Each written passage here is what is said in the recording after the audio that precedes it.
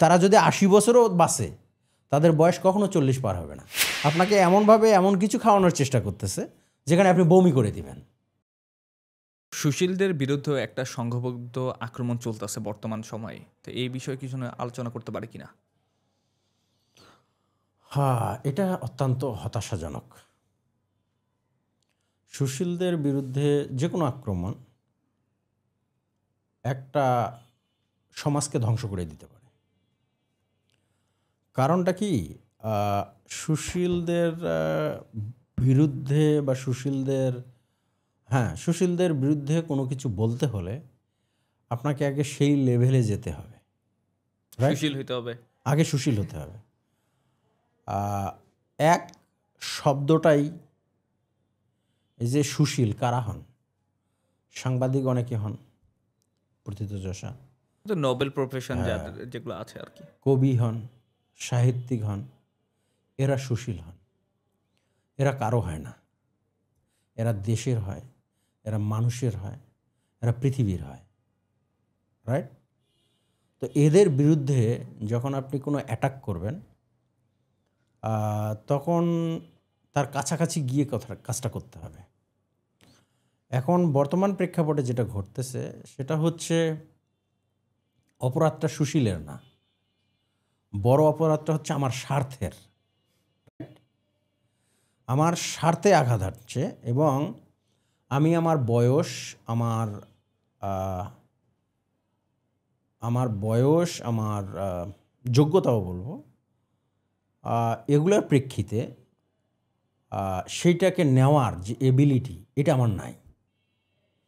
তো ফলেই আমি তাকে অ্যাটাক করতেছি, রাইট? এখন দেখেন, আপনাকে আমি সিম্পলি বলি, আপনি সুশীলদের সাথে একজন প্রফেসরের তুলনা করতে পারেন, রাইট? মেডিকেল পেশায় যারা প্রফেসর আছেন তাদের কাছে যদি যান, তারা আপনাকে কি দিবে? আপনি জ্বর নিয়ে গেলে আপনাকে ওষুধ দিবে, রাইট, যেন আপনি ঠিক হন। কিন্তু আপনি যদি মেডিকেল পেশায় নিয়োজিত কোনো ডক্টরের কাছে না যান, মানে অর্থাৎ কোনো ডক্টরের কাছে না যান, তাহলে আপনাকে কি করবে? হয় ডোজ কম দিতে পারে, বেশিও দিতে পারে, রাইট? কি হবে? কম দিলে আপনার কিন্তু অসুখটা সারবে না, ক্রিয়া করবে না ভিতরে, হ্যাঁ। অ্যাকশন। আবার ডোজটা যদি ওভারডোজ হয়, পয়জন হয়ে যাবে পুরা, তাহলে বিষ হয়ে যাবে। তো সুশীলরা এটা ভালো বোঝে, ব্যালেন্সটা যেটা, এইটা হচ্ছে ব্যালেন্সড বিহেভিয়ার। সুশীলদের আচার আচরণটা হচ্ছে ব্যালেন্সড। এখন আমার মতো একটা ছেলে কি করবে আপনার সাথে? ছেলে বলতেছি, আমি অবশ্যই বুড়ো হয়ে গেছি, না, কিন্তু ছেলে বলতেছি, যাই হোক, আপনি আমার ছোট ভাই, সমস্যা নেই।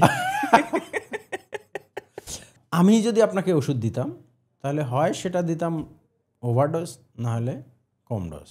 মানে আমার ওষুধ খেলে হয় আপনার অসুখ সারবে না, অথবা এটা পয়জন হয়ে আপনি মারা যাবেন। তো এইটা হচ্ছে যারা সুশীলদেরকে অ্যাটাক করতেছে, এরা হচ্ছে তারা এই সমাজে বা আমাদের সংস্কৃতিতে যদি কোনো পরিমার্জন প্রয়োজন হয়, সেটা একমাত্র সুশীলরা সঠিক পথটা দেখাতে পারবে।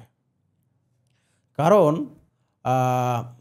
আমি আপনাকে বলি, বিশ্বযুদ্ধের সময় আমেরিকার সাথে যারা যুদ্ধ করতেছিল, রাইট, ফলে তাদের খাদ্যের প্রচণ্ড অভাব পড়ে গেল। খাদ্য তো না, প্রোটিনে অভাব পড়ল।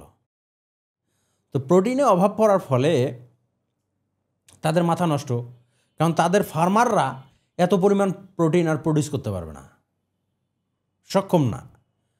দ্বিতীয় বিশ্বযুদ্ধের সময় হয়তো এরকম একটা ঘটনা হবে।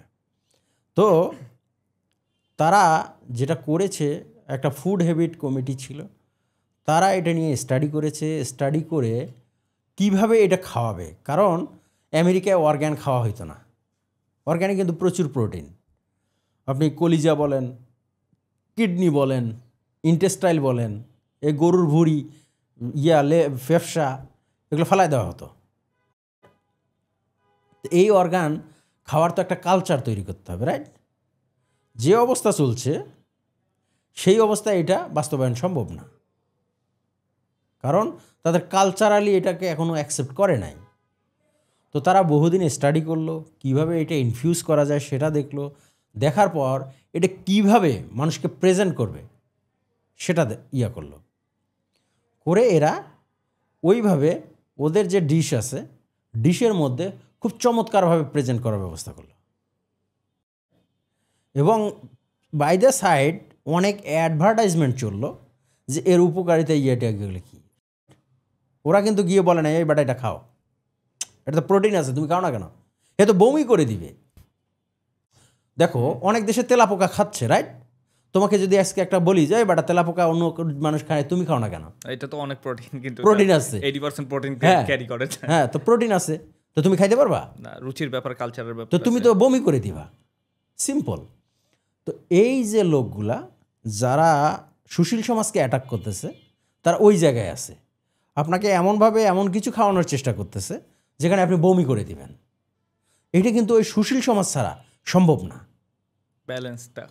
ব্যালেন্সড বিহেভিয়ার সুশীল সমাজের দ্বারাই সম্ভব, কারণ তারা তো কারো না, তারা মানুষের, তারা দেশের, তারা পৃথিবীর। অতএব যেখানে যেটা যেভাবে হওয়া উচিত তারা সেখানে সেটা সেভাবে হওয়ার কথা বলবে। এখন এটা আপনার স্বার্থের বাইরে যখন যাচ্ছে, আপনার বয়স, আপনার অভিজ্ঞতার কারণে আপনি ইমব্যালেন্সড ব্যবহার করে ফেলতেছেন, এটাই হচ্ছে সমস্যা। সমস্যা কিন্তু সুশীল না, সমস্যা আপনি, সমস্যা আমি। সিম্পল। আমরা যেখানে ডোজ দেওয়ার কথা সেখানে হয় ওভারডোজ দিচ্ছি, না হলে লো ডোজ দিচ্ছি। তা আপনি তো সুশীলদের দোষ দিতে পারেন না, দোষ আমাদের। এই আর কি।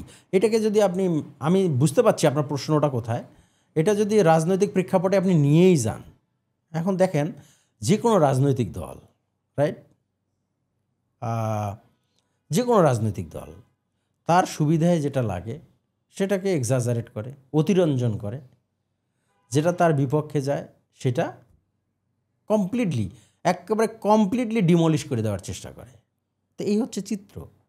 আজকে যারা সুশীল সমাজের বিরুদ্ধে লাগছে তাদেরকে আপনি খেয়াল করে দেখেন, তারা কোনো না কোনো পলিটিক্যাল ফিলোসফি ক্যারি করে, কোনো না কোনো পলিটিক্যাল ফিলোসফি ক্যারি করে, রাইট? তো এখন আমি যে একটু আগে যে কথাটা বললাম, এর আগের একটা অংশে বলেছি, একটা গ্রুপ অশ্লীল ভাষা দিয়ে ধর্ম প্রতিষ্ঠা করার চেষ্টা করতেছে। ধর্মে অশ্লীল ভাষা প্রোহিবিটেড, কিন্তু তারা অশ্লীল ভাষা দিয়ে ধর্ম প্রতিষ্ঠা করার চেষ্টা করতেছে। তো এই লোকগুলা যারা সুশীলকে অ্যাটাক করতেছে, তারা সুশীলের বিপরীত শব্দ কি আমি জানি না, এই যে অসুশীল কার্যক্রমের মাধ্যমে সেটা চেষ্টা করতেছে, সেটা সম্ভব না। এবং সেটা সমাজ, জাতি, দেশ, আমাদের সংস্কৃতি সব কিছুর জন্যই ক্ষতিকর। কারণ আমি আপনাকে সিম্পলি বলি, আমি যখন স্কুলের শিক্ষার্থী ছিলাম ক্লাস 5-এর আগে, হ্যাঁ, হাতে অনেক সময় হয়তো ইটের টুকরা থাকতো, থাকতো, যেখানে পাইতাম ঢিল দিতাম, রাইট? আবার যখন ইউনিভার্সিটিতে উঠলাম তখন কিন্তু ওগুলা নাই। কিন্তু ইউনিভার্সিটিতে উঠেও কারো বাড়ির পাশে যদি বড়াই গাছ থাকে, সেটা নিচ দিয়ে গেলে আমার মনে হয় যে বড়াইটা ছিঁড়ে খেলাম। চুরি করে খাইতে পারলে আনন্দটা আরও বেশি, ঠিক আছে? বা ঢিল দিয়ে দিলাম দৌড়, তারপর এসে একজন নিয়ে গেল। কিন্তু যখনই আপনি 40 পার হবেন, এটা আপনার দ্বারা সম্ভব না। হাতে ইটের গুঁড়া ঢিল মারার জন্য নেওয়া, এগুলো সম্ভব না। আবার কার গাছে কি আছে সেটা ছিঁড়ে খাওয়া, এটা আপনার দ্বারা সম্ভব না। তো আজকে যারা সুশীলদের বিরুদ্ধে লেগেছে, এরা হচ্ছে আমার সেই প্রাইমারি জীবন বা বিশ্ববিদ্যালয় জীবন, এর বাইরে তারা যাইতে পারেনি এখনো। এবং আপনাকে আমি একটা জিনিস নিশ্চিত করি, কারণ এখানে কিছু লুফল রয়ে যায়, কিছু মানুষ কখনোই এই গণ্ডিটা পেরোতে পারবে না। কিছু মানুষ এই গণ্ডিটা কখনোই পেরোতে পারবে না। তাদের বয়স কখনোই 40 হবে না। তারা যদি 80 বছরও বাঁচে, তাদের বয়স কখনো 40 পার হবে না। কারণ তাদের বয়স যদি কখনো 40 পার হতোই, সে একজন মুসলিম হয়ে, সে একজন হিন্দু হয়ে, সে একজন বৌদ্ধ হয়ে সোশ্যাল মিডিয়ায় অশালীন ভাষা ব্যবহার করতো না। ওই গ্রুপটার বয়স কখনোই 40 পার হবে না। সিম্পল।